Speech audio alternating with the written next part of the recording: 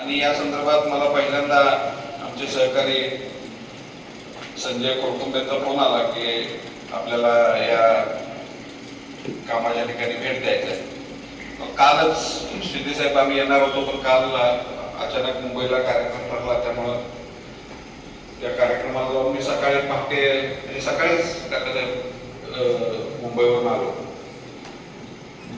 आणि आज या ठिकाणी आलेलो आहे. तर या कार्यक्रमाच्या निमित्तानं उपस्थित असणारे आमचे मार्गदर्शक माजी उपसभापती आदरणीय काकासाहेब धमणे, जे सगळं छत्रपती शिवाजी महाराज संस्थेचं सगळं पाहतायत, म्हणजे या वयात सुद्धा रिटायर टेलिफोन मध्ये होतं ना शिंदे, टेलिफोन मधनं रिटायर होऊन समाजासाठी आपण काहीतरी केलं पाहिजे, समाजाचं काहीतरी आपण देणं लागतो या भावनेतनं जे अतिशय तन्मयतेनं काम करतायत, ही संस्था चालवतायत, ते आदरणीय सुरेश शिंदे साहेब, या तालुक्याच्या मिरज पंचायत समितीच्या माननीय उपसभापती सौ ललिताताई शेजूळ,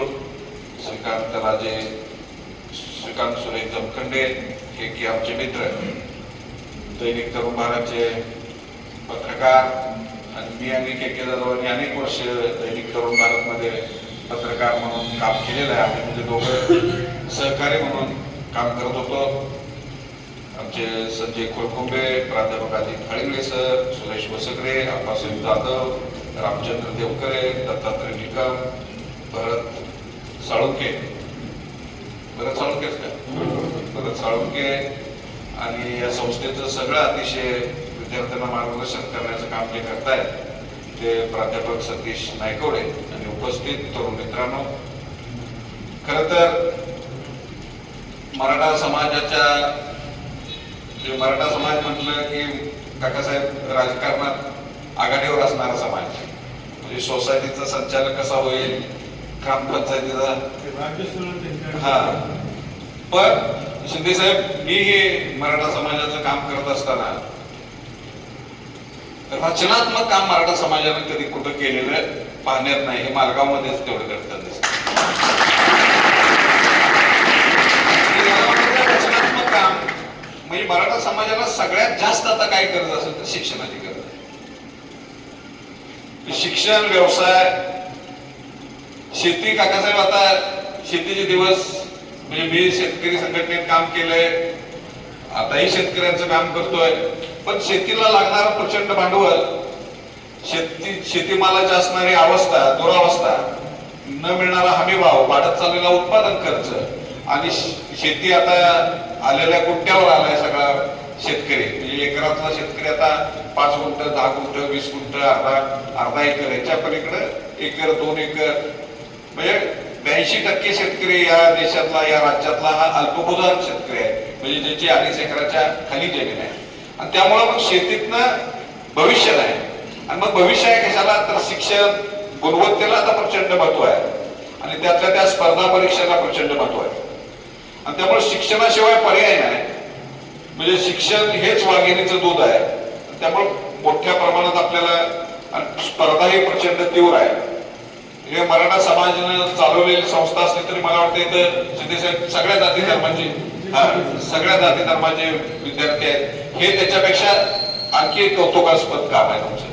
म्हणजे सगळ्यांना बरोबर घेऊन जात असताना, आता मी कालच, काकासाहेब आमचा मुलगा पुण्याला COP ला लास्ट इयर इंजिनिअरिंगला आहे, कालच मी पुण्याला गेलतो, तर अशाच अभ्यासिकेमध्ये तो अभ्यास करत होता. म्हणजे पुण्याच्या तोडीची तुम्ही अभ्यासिका इथं जर करत असाल तर प्रचंड तुमचं कौतुक करायला पाहिजे. म्हणून नायकोडे सरांना मी विचारलं की सर, प्रत्येक याला प्लग आहे का, बरोबर का?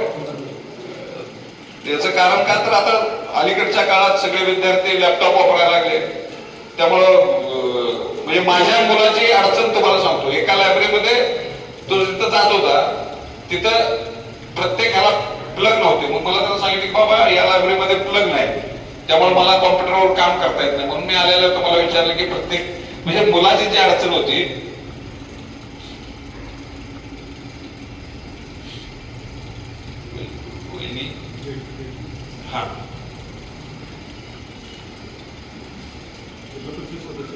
जिल्हा परिषद सदस्य म्हणजे बघा, मी आल्यानंतर 10 लाखाला निधी लगेच झाला.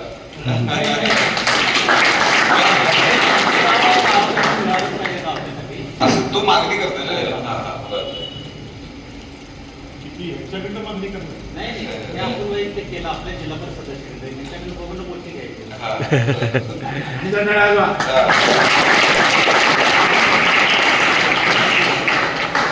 आणि निश्चितपणानं तुम्ही लायब्ररी चांगली केलेली आहे.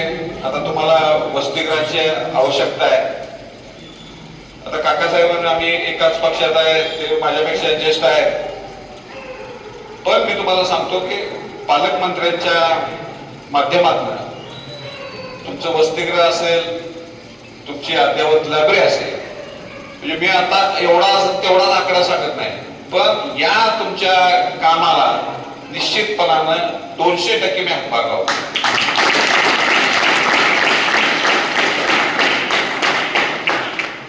कारण कामच सुंदर आहे तुमचं.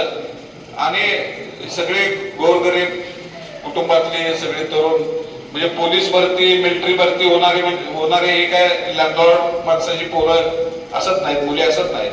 आणि त्यात मुलींची संख्या पण चांगली आहे. मुलींनी पण आता सगळ्याच राणी लक्ष्मीबाई आहेत, बरोबर काय? म्हणजे आपल्याला सगळ्यांनाच अभ्यासातलं राणी लक्ष्मीबाई व्हायला पाहिजे. म्हणजे आता काय आपल्याला तलवार चालवायची नाही, आपल्याला तलवार चालवायची नाही, पण आपल्याला कॉम्प्युटर चालवता आला पाहिजे, आपल्याला मैदानात चांगलं यश मिळवता आलं पाहिजे, आपल्याला स्पर्धा परीक्षेमध्ये चांगलं यश मिळवता आलं पाहिजे. आणि मग ते मिळवायचं असेल तर जिथं आपण अभ्यासाला बसतो ती जागा चांगली पाहिजे, तिथं स्वच्छतागृहांची सोय पाहिजे, तिथं निवासाची व्यवस्था पाहिजे. हे तुमचं नियोजन अतिशय चांगलं आहे. म्हणजे केवळ मालगाव मधले विद्यार्थी नाहीत, मिरज तालुक्यातले आहेत, अगदी सांगोला तालुक्यातनं इथं विद्यार्थी येत आहेत. आणि मग शहरात ज्या सुविधा असतात त्या सुविधा जर एखाद्या खेड्यात मिळायला लागल्या, मालगाव सारख्या गावात मिळायला लागल्या तर निश्चितच, कारण इथं बाहेरून येणाऱ्या काकासाहेब मुलांना रूम स्वस्त मिळेल किंवा मेस स्वस्तामधले असेल. शहरामध्ये प्रचंड खर्च असतो, तर त्या खर्चापेक्षा या ठिकाणी ते अद्ययावत वसतिगृह असेल, अद्ययावत लायब्ररी असेल, यासाठी आता आपल्याला मला वाटतं ग्रामपंचायतीकडून एक पत्र लागेल तुमच्या संस्थेचं.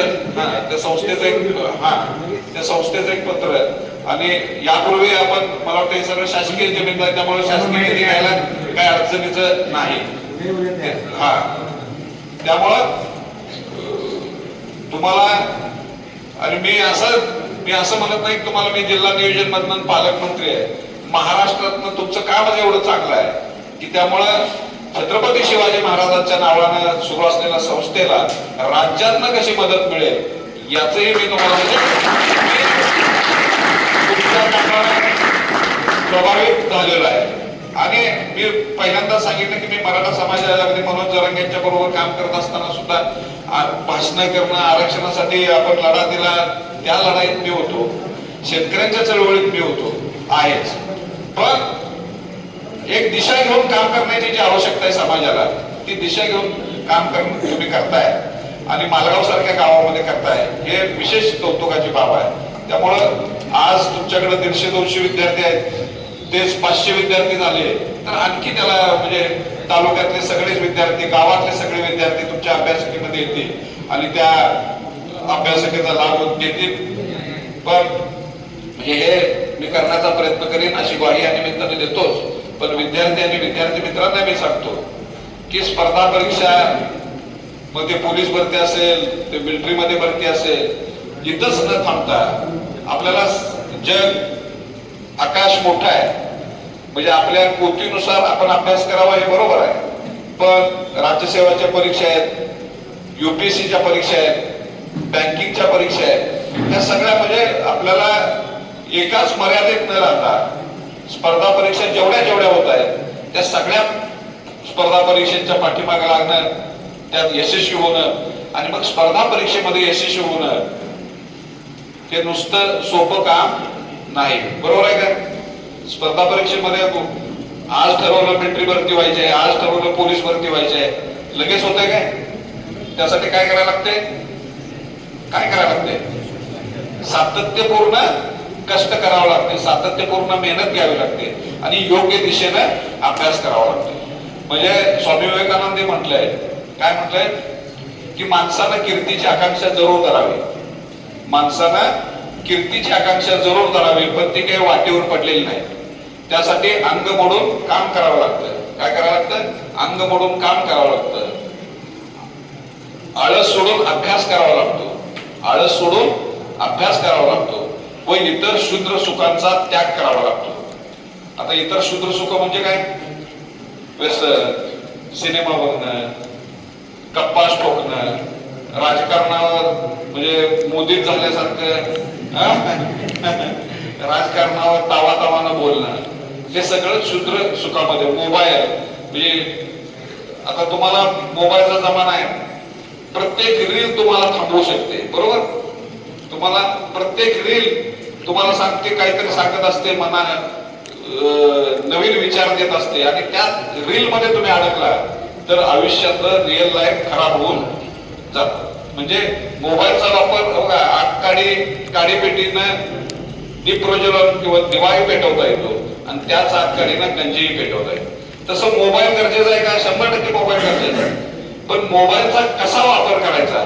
फायद्यासाठी करायचा, म्हणजे काडीपेटीचा वापर आपण दीप प्रज्वलनासाठी, ज्योत लावण्यासाठी करायचा, का त्या आगकाडीचा उपयोग गंजी पेटवण्यासाठी करायचा? हे जसं आपल्या मनानं पक्क ठरवलेलं असतं, तसं आपल्याला मोबाईलचा सुद्धा वापर किती करायचा, कसा करायचा, अभ्यासासाठी नेटवर, गुगलवर प्रचंड माहिती आहे. आणि आता तर ChatGPT आलंय, AI आलंय. तुम्हाला जे काही शंका आहे, तुम्हाला जी काही शंका आहे, AI लगेच सांगते ना.